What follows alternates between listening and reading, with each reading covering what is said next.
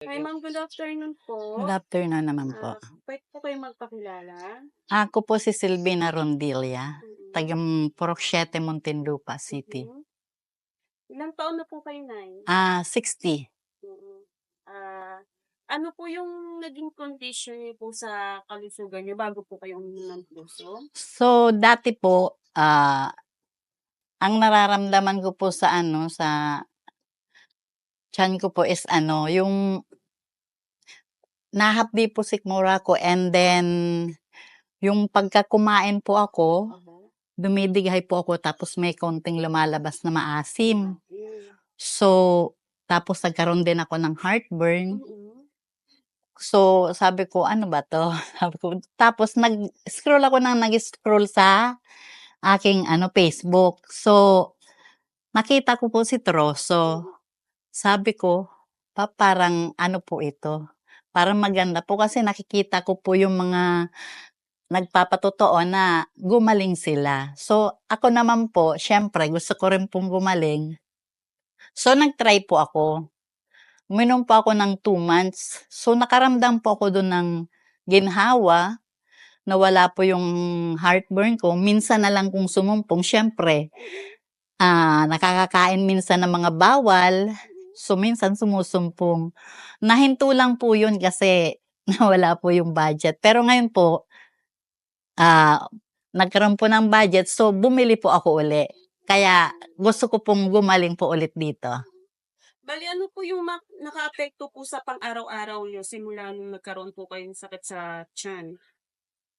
Apekto? Opo, ano po yung nakakaapekto po sa pang-araw-araw niyo? Siyempre po minsan pagka sumusumpong hindi makapagtrabaho ng maayos. So, kaya yun po, naisipan ko pong naghanap po ng para gumaling po siya. Bale, may iniinom po ba kayo na ibang gamot bukod po sa bago konkreto? Hindi naman po totally kasi ang ko po talaga may high blood din po ako.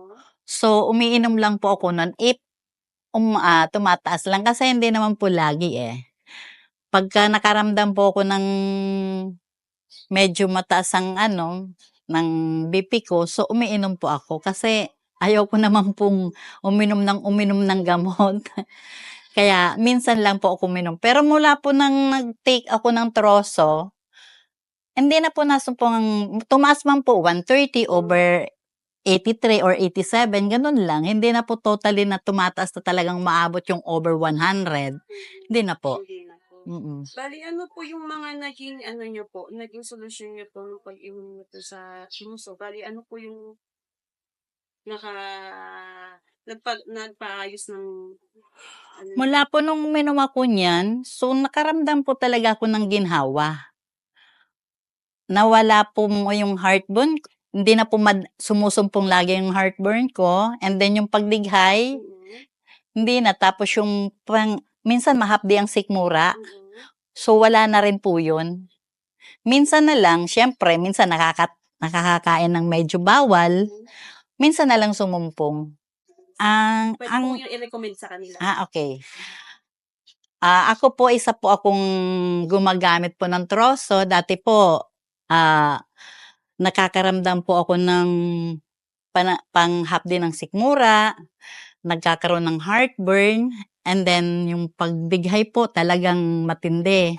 So, ini-introduce ko po sa inyo ang pag-inom ng Troso. Kung sino man po ang nakakaramdam ng katulad ng nararamdaman ko, uminom po kayo ng Troso dahil ito po, isa po ako sa magpapatunay sa inyo na gumaling, hindi na totaling gumaling talaga. So, nakakaramdam po ako ng unti-unting pagaling. Kaya po, in-introduce ko po sa inyo na bumili po kayo ng Troso dahil maganda po ito sa kalusugan natin.